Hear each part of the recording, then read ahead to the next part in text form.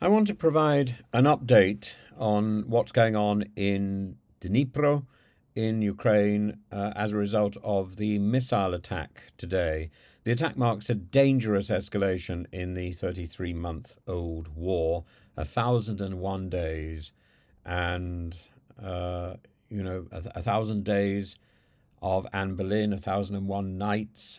1,001 is a significant literary and it's a significant number, isn't it? 33 months. In the early hours of today, Russia launched a series of missile strikes on Dnipro, and one of the strikes apparently was an intercontinental ballistic missile. Now, when you fire an intercontinental ballistic missile, I understand that you have to alert not only the various authorities over which that missile passes, but you also have to alert the US to stop any immediate response. Alongside this, it travelled 700 miles apparently. Alongside this, it also fired a Kinzhal hypersonic missile and 7 KH-101 cruise missiles, while 6 of these were intercepted. Others caused significant damage. Now, the intercontinental ballistic missile was reportedly launched from Astrakhan, which is 700 odd kilometers away from Dnipro. This will be the first use of an intercontinental ballistic missile being used in active combat. And these weapons were traditionally designed for delivering nuclear warheads over thousands of kilometers, raising questions about their use in this context and the price. This is totally unprecedented. And the weapon in this warfare makes little sense given the cost, the precision of this form of weapon. The attack targeted industrial facilities and infrastructure. A rehabilitation centre for people with disabilities sustained severe damage, including shattered windows and a destroyed boiler room. 2 fires broke out in Dnipro, 9 garages and a cooperative. At least 2 people so far, a 57-year-old man and a 42-year-old woman, were injured, according to the governor.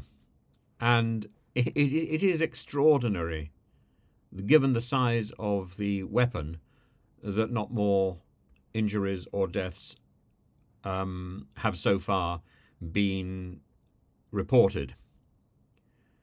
But this is an attack on a civilian structure by the most aggressive instrument available to Putin. It is sort of machismo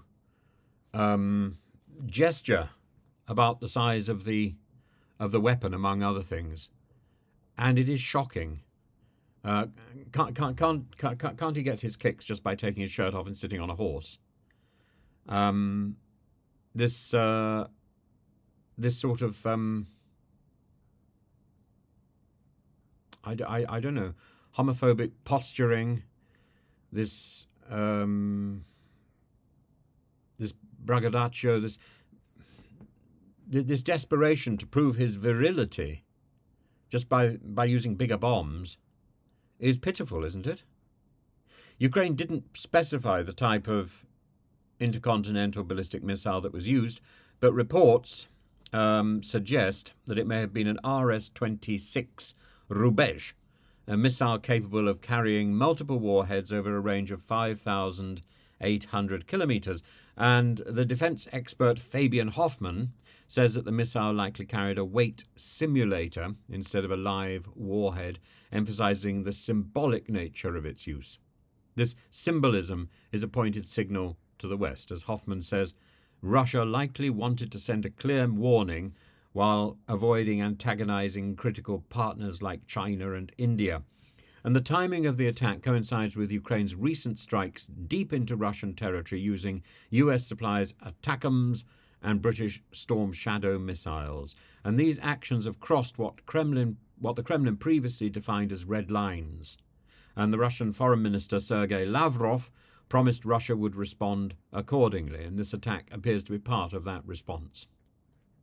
There were rumours going round like wildfire in both Ukraine and in Moscow yesterday and the day before, and I received all manner of extraordinary claims that Zelensky's home was being targeted with a small nuclear bomb, that missiles were going to rain down on the centre of Kyiv, and that Odessa was being targeted. Instead, it's Dnipro. But it is an act of obliteration. It is an act of savagery on a civilian structure. That is not civilized. Even if it's trying to make a point, it's not civilized. The Kremlin has also made alarming policy changes. On the 19th, Putin lowered the threshold for a nuclear strike, potentially broadening scenarios where such weapons might be used. And comparisons to the Cuban Missile Crisis of 1962 are not unwarranted. Tensions between Russia and the West are at the highest level that they have been in decades. The message to the West of this ICBM launch is the Moscow's intent to deter further Western support for Ukraine, and Moscow is determined to deter that support. It also challenges NATO's air defense systems, raising the need for more advanced systems like THAAD, THAAD. Zelensky this morning reaffirmed that Ukraine cannot legally acknowledge any occupied territory as Russian. But he suggests that Crimea could be regained diplomatically to avoid massive loss of life. That concession is enormous, and it comes from Zelensky. It's something we can take seriously. So there is that going that way. Now we wait for the response from the Kremlin. And more saber-rattling is not what we're waiting for. The US and NATO response. The US embassy in Kyiv, of course, is closed following warnings of a significant air attack. And this highlights the threat of a broader conflict. But now I think the US, NATO, Zelensky need to sit down and see what this negotiation over Crimea could look like and how it could be commenced, and whether or not this is enough to mollify Putin.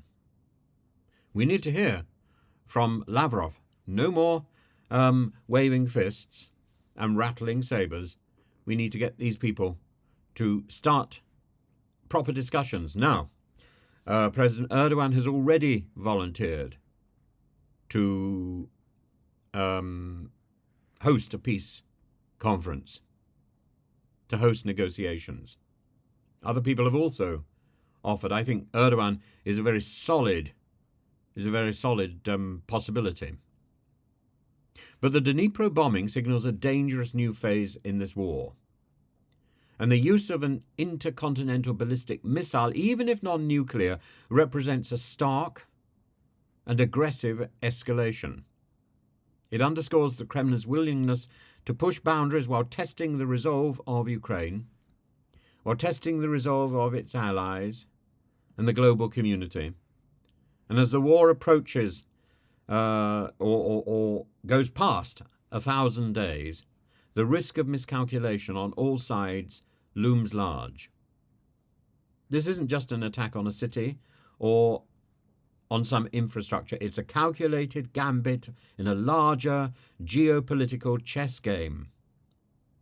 And it has human consequences. Already 2 people are acknowledged to be injured, but the catalogue of injuries has not been announced yet in detail.